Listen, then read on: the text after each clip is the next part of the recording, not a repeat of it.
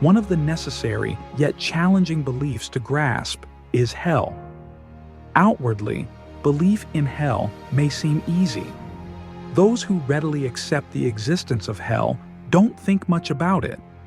However, if one reflects on the infinite mercy of Allah and the essence of hell, it may become difficult to believe that Allah would torment humans. Allah commands His Prophet to swear by the existence of hell so that people would believe. There are many vile, despicable people among humans who deserve hell.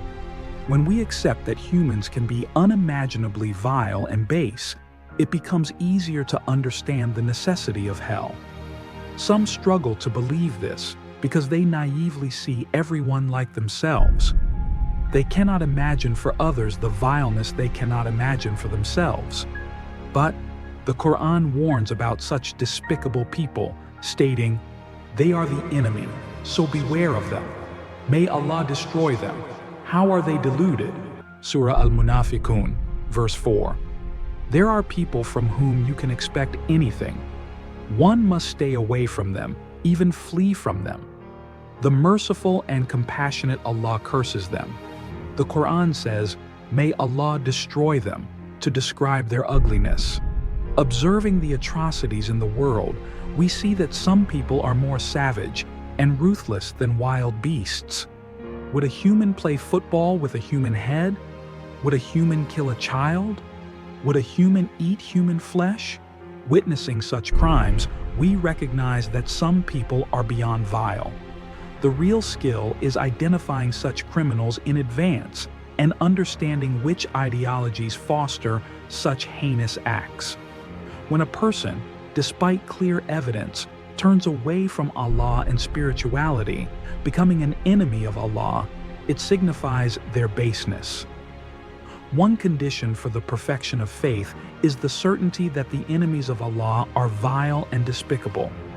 Whoever goes against the fitrah created by Allah is a dangerous person.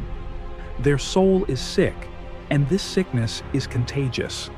The enemies of Allah are obstacles to humanity's welfare, making them deserving of hell. At times, they may even disguise themselves in religious garments, becoming even more dangerous. We must distinguish between sinners and oppressors. Islam does not command hatred towards sinners, as not every sinner is an enemy of Allah. A person may fall into sin due to human weakness, but still retain their humanity and turn back to spirituality. Hell is for those who have lost their humanity. Why do some struggle to believe that some deserve hell? Because we consider the struggle against the ego to be hard, we excuse them. We say, "Poor soul, they don't understand. They can't manage. Their circumstances were different." We put ourselves in their shoes, sympathizing with their struggles against their own desires. However, in truth, the struggle against the self is not insurmountable.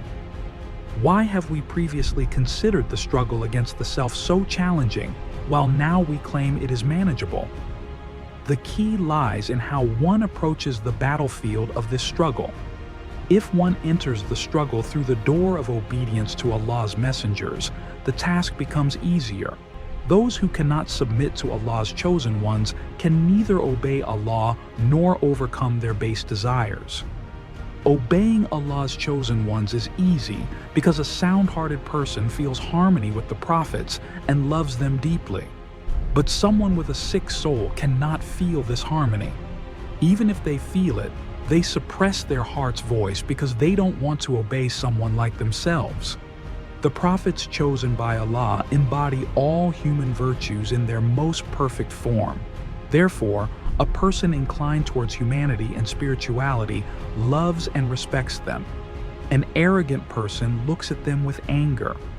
If one loves mercy, justice, truth, and righteousness, they also love and respect the person chosen by Allah who embodies these values.